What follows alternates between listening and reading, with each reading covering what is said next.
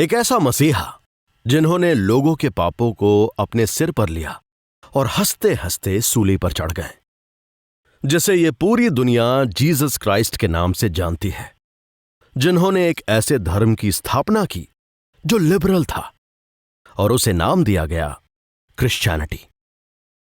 Christianity आज दुनिया में सबसे ज्यादा फॉलो किया जाने वाला धर्म है। पूरे विश्व में क्रिश्चियन धर्म के करीब 2.4 बिलियन फॉलोअर्स हैं, जो कि दुनिया की पॉपुलेशन का लगभग 31% हिस्सा है।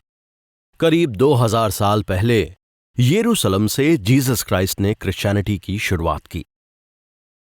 यह धर्म जीसस क्राइस्ट की टीचिंग यानी उनके उपदेशों पर बेस्ड है। जीसस ने जो बातें बताई और सिखाई, क्रिश्चियन रिलीजन के फॉलोअर्स उन बातों को फॉलो करते हैं। जीसस के इस दुनिया में आने की भविष्यवाणी कई 100 साल पहले हो चुकी थी। उनका इस दुनिया में आना तय था। क्रिश्चियंस ये मानते हैं कि जीसस क्राइस्ट को धरती पर इसीलिए भेजा गया ताकि जो भी गलतियां धरती पर इंसान से हो रही हैं, उन्हें सुधारा जा सके। यानी ह्यूमैनिटी को बचाने के लिए जीसस क्राइस्ट को भेजा गया।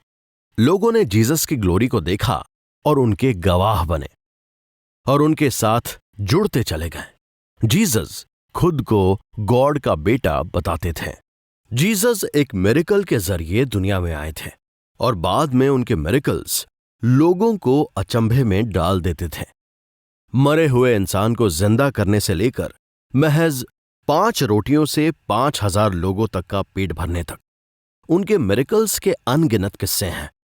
उनकी पॉपुलैरिटी को इस बात से भी समझ सकते हैं कि यीशु जहां पर जाते थे, उनके आसपास लोगों की भीड़ इकट्ठी हो जाती थी।